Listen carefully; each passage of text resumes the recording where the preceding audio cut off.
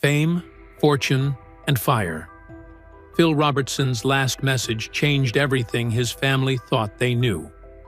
The lawyer's hand hovered over the final envelope, and the room fell utterly still. Miss Kay's eyes were raw from days of tears. Willie's jaw locked tight. Jase wouldn't lift his gaze. Jep twisted his ring in anxious circles. And Phyllis watched from the edge of a family she still wasn't sure she belonged to. They had buried their family head just one day earlier. But what exactly had he been hiding all those years? And why did his final letters feel heavier than his entire legacy? The moment the lawyer began to read, it was clear this dramatized account wasn't about closure at all. It was a reckoning, filled with confessions and secrets powerful enough to shake everything he built from nothing. The decline nobody saw coming. In December 2024, the Robertson family made an announcement that shocked millions of fans across America. Phil Robertson, the 79-year-old patriarch of Dynasty, had been diagnosed with early-stage Alzheimer's disease. The news spread quickly through social media, through news outlets, through the tight-knit communities of hunters and Christians who had followed Phil's every word for over a decade. Most people assumed early stage meant years of gradual decline, slow fading, time to prepare. They were wrong. Inside the Robertson home, the reality was devastating. The progression of the disease moved faster than any doctor predicted. It attacked not just his memory, but his physical strength, his coordination, his ability to do the simple things he had done every day for nearly 8 decades. At first, the signs were subtle. Phil would misplace his keys. He would ask the same question twice in a single conversation. He would start telling a story about a hunting trip from 40 years ago and then stop mid-sentence, his eyes going distant. The ending lost somewhere in the fog rolling through his mind.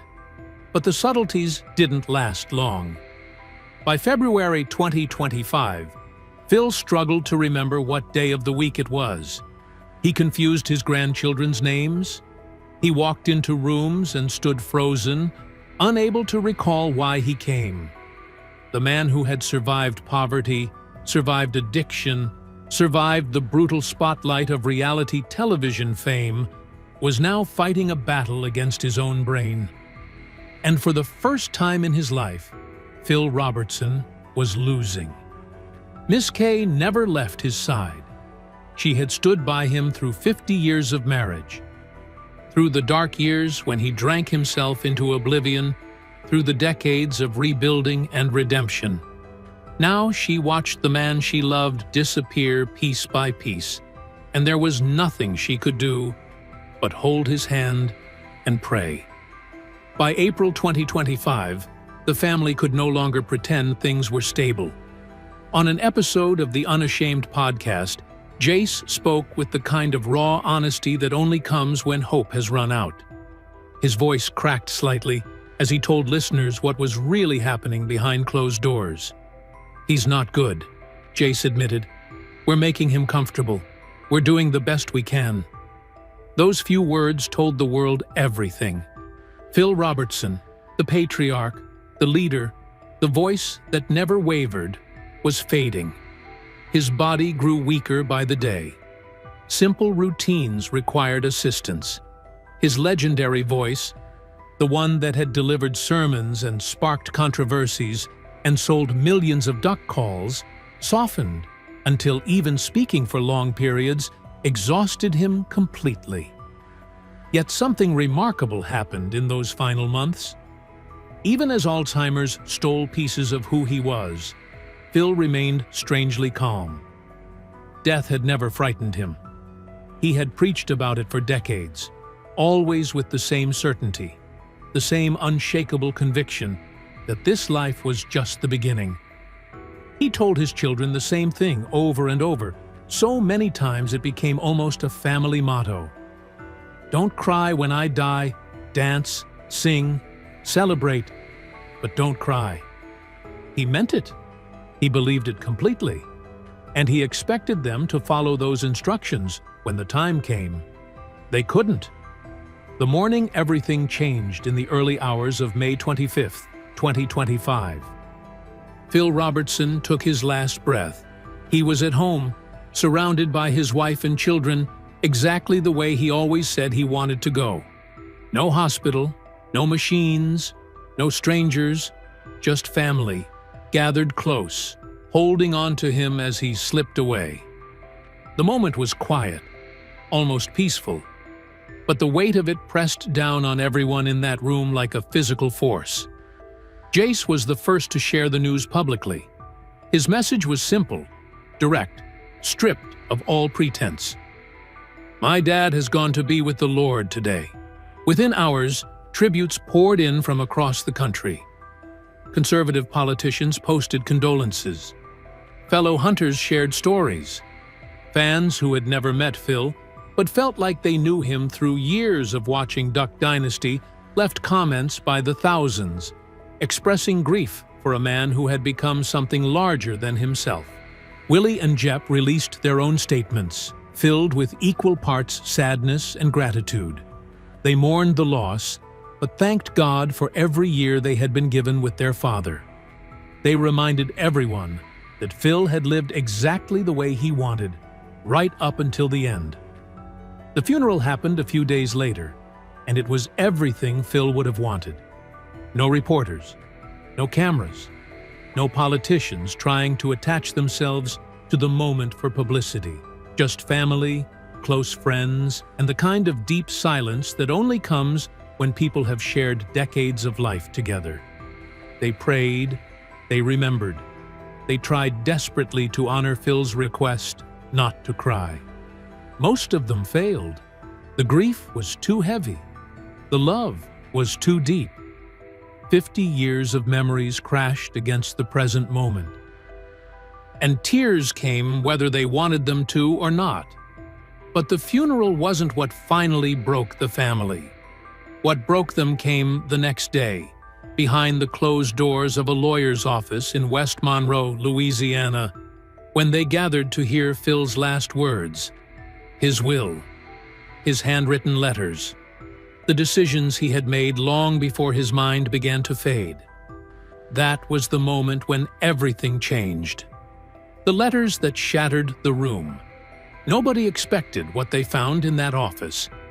The family had prepared themselves for a straightforward reading of the will, division of assets, legal formalities, the kind of business-like proceedings that follow every death, no matter how painful. Phil had been a wealthy man. His net worth was estimated somewhere between $10 and $15 million, built from decades of work.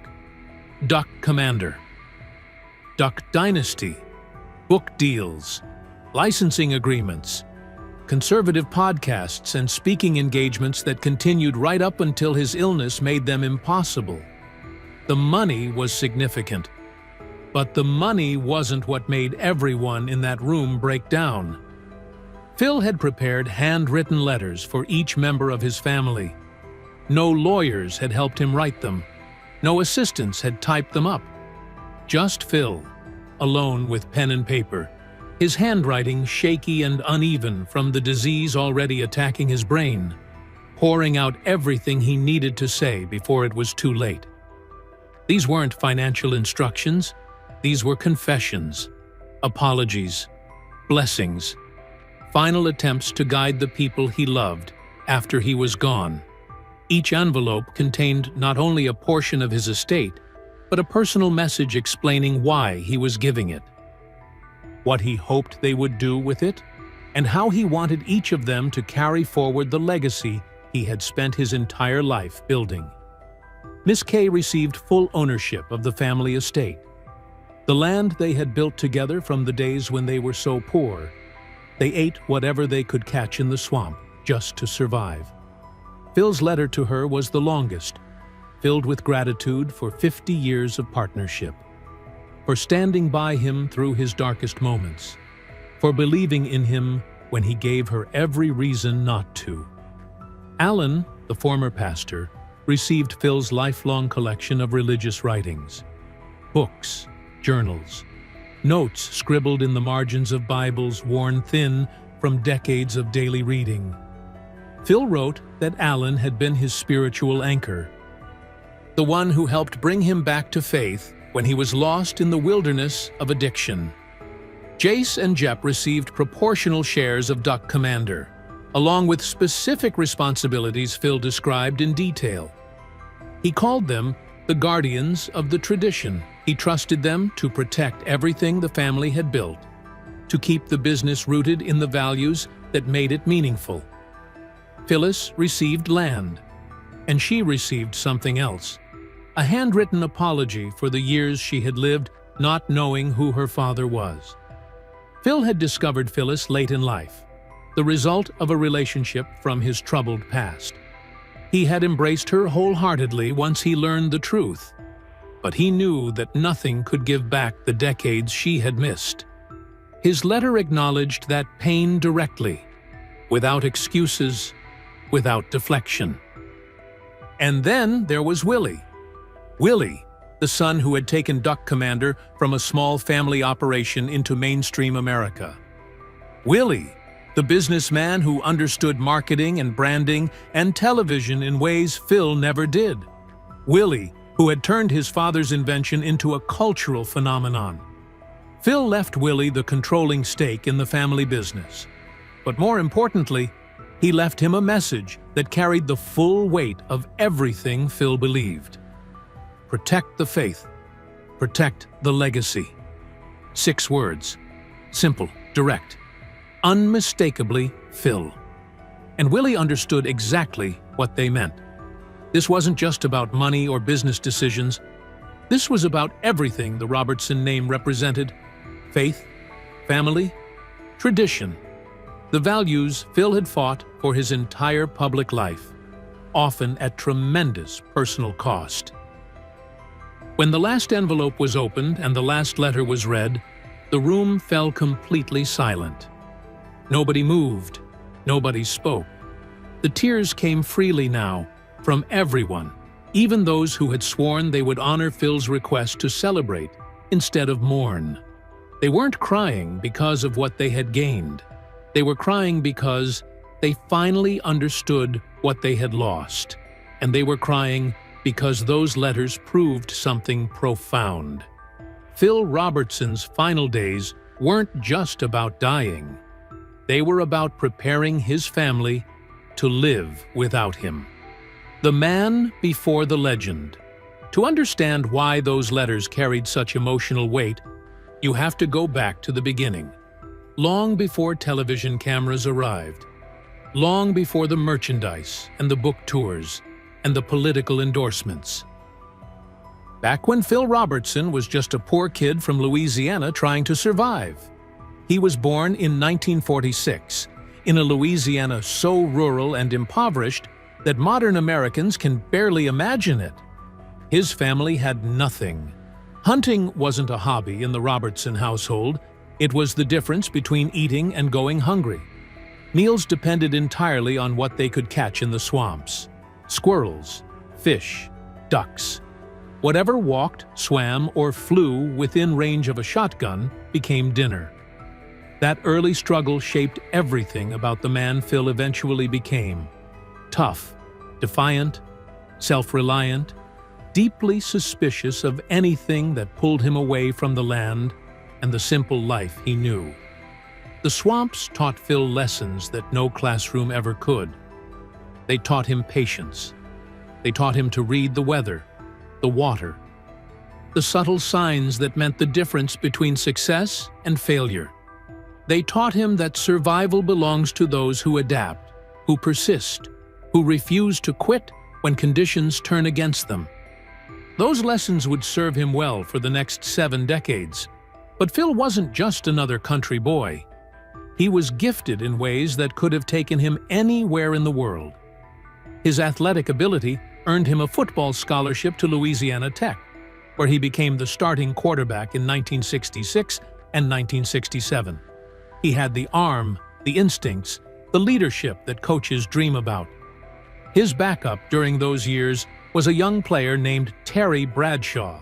who would go on to become one of the greatest quarterbacks in NFL history, winning 4 Super Bowls with the Pittsburgh Steelers. Think about that for a moment. Phil Robertson was good enough to keep Terry Bradshaw on the bench. Professional scouts watched him play. A career in the NFL was within reach. Money, fame, glory, all of it waiting for him if he wanted it badly enough. Most people in Phil's position would have fought for that future with everything they had. Phil walked away from all of it, and the reason he gave became legendary. He left football because it interfered with duck season. It sounds like a joke. People laughed when they first heard it. Sports commentators shook their heads in disbelief. How could anyone turn down a potential NFL career for duck hunting? But Phil was completely serious. He valued freedom over fame. He valued the swamps over the stadiums. He valued living on his own terms over chasing someone else's definition of success. In his mind, there was no contest. The Ducks won. In 1972, he turned that philosophy into a business. Duck Commander started as a tiny operation run out of his home, so small it barely qualified as a business at all. Phil carved duck calls by hand, one at a time, each one shaped and tuned until it produced exactly the sound he wanted. He shipped them out in small packages, order by order, building a reputation among serious hunters who recognized quality when they heard it. Miss Kay, who had married him at 17 after becoming pregnant with their first child, stood beside him through every hardship. She cooked meals from whatever they caught. She managed the household on almost nothing. She believed in Phil's dream even when they could barely afford to keep the lights on. For years, they lived with barely enough money to survive, relying on faith and whatever they could gather from the bayou. The business grew slowly at first. Then it grew steadily, as word spread among hunting communities that Duck Commander calls were something special. And eventually, when Willie returned from college with ideas about modernizing operations and expanding their reach, it grew explosively. The empire that would eventually make Phil a multimillionaire had its roots in poverty, sacrifice, and family unity. That history is why the letters in his will meant so much. Each child wasn't just receiving money. They were receiving a chapter of a story that had been written across generations. A story of struggle and redemption. A story of choosing principle over profit. Family over fame. A story that belonged to all of them. Faith, failure, and the road back. There's a part of Phil Robertson's story that most fans never knew. A darkness that nearly destroyed everything before Duck Dynasty ever existed. A period so painful that for years, the family rarely spoke about it publicly. In his 20s and early 30s, Phil was a different man entirely. Alcohol consumed him.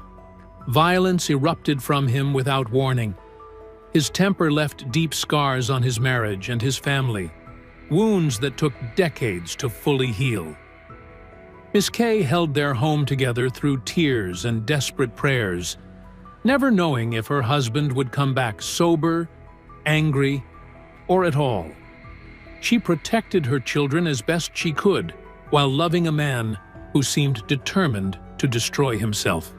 By Phil's own admission in later interviews, he abandoned his family for days at a time during those years. He drank himself into oblivion in bars across Louisiana. He started fights. He made choices that should have ended his marriage and alienated his children forever. There were nights when Miss Kay didn't know where he was, nights when she wondered if he was alive or dead, nights when she questioned whether staying was even the right thing to do. The family lived in constant uncertainty, walking on eggshells, surviving day to day on hope and prayer. The boys grew up watching their father stumble through the door at all hours. They learned early that the man who could be funny and warm one moment could become terrifying the next. It was not the childhood anyone would have chosen for them. Then came the turning point that changed everything. One day, Phil walked into a small church in West Monroe. He was restless, defiant, searching for something he couldn't name, something to fill the emptiness that alcohol had never been able to touch. He sat in a pew and listened, and somewhere in that hour, something inside him broke open. When he walked out of that church, he was a different person. He embraced Christianity with a level of conviction that would define every decision he made for the rest of his life. This wasn't casual belief or cultural tradition. This was total transformation. Phil gave himself over to faith completely, without reservation, without looking back. From that moment forward, Phil rebuilt everything he had nearly destroyed. He apologized to his children, one by one, looking them in the eyes and admitting his failures. He recommitted to his marriage with a devotion that never wavered again. He channeled his enormous energy into working, providing, teaching, and living out the faith he had found. The transformation was complete and permanent. The man who had nearly destroyed his family became the man who would hold it together for decades. And he never forgot where he came from. He spoke openly about his past in sermons, in interviews, in conversations with anyone who would listen. He believed his story of redemption could help others who were trapped in the same darkness he had escaped. That conversion reshaped not just Phil, but the entire Robertson family. Faith became the center of everything they touched. The business carried it. The books proclaimed it. The speeches delivered it to audiences across America. And the Unashamed podcast he hosted with Jase and Alan brought it directly into homes every week. On that podcast, Phil spoke exactly the way he lived. Straightforward, unapologetic, anchored in Scripture. He didn't soften his language for critics. He didn't apologize for his beliefs when they made people uncomfortable. He said what he thought God wanted him to say, and he trusted that the right people would hear it. That approach brought him fame. It also brought controversy. The 2013 GQ interview that nearly ended his television career was a prime example. Phil spoke about homosexuality and race in terms that shocked mainstream America. The backlash was immediate and fierce. A&E suspended him. Advertisers fled. Civil rights groups demanded apologies. For a moment, it looked like everything the family had built might collapse. But Phil refused to bend. He never apologized. He never softened his words. He believed he was speaking biblical truth, and no amount of pressure would make him say otherwise. Conservatives rallied behind him. The suspension lasted only weeks, and Phil emerged more popular than ever among those who valued his uncompromising stance. Even in his final months, as Alzheimer's slowly stole pieces of him, his words remained remarkably clear. Listeners to the podcast couldn't believe he was as sick as his children claimed. His voice sounded steady. His convictions never wavered. The disease might have been taking his memory, but it couldn't touch his faith. This was the version of Phil Robertson his family honored in his will.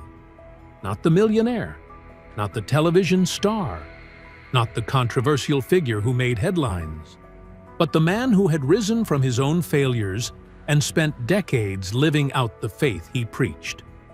The fortune he left behind was real. But the redemption that built that fortune was the part that made his family cry. The end of an era. As the family absorbed the emotional weight of those letters, another realization settled over them. Phil Robertson's death was more than a personal loss. It marked the end of a generation. Phil came from a time and a culture that no longer exists in the same way. Self-made Southern entrepreneurs who built their lives with their hands. Men who trusted in God above everything else. People who resisted the influence of modern culture and lived by their own uncompromising codes. His passing closed the final chapter of that era for the Robertsons. But even in death, Phil's influence continues. Willie stepped into his new role as majority owner of Duck Commander, carrying the responsibility his father entrusted to him. Jase continues the work on the Unashamed podcast, keeping Phil's voice and message alive for listeners who still want to hear that kind of unfiltered conviction. Jep handles his share of the brand's legacy, and in summer 2025, A&E premiered Duck Dynasty, the revival, the first season without Phil's physical presence, but filled with his influence in every frame. The letters in the will weren't instructions on how to manage money. They were reminders of who the Robertson family is, where they came from, and what Phil expected them to uphold.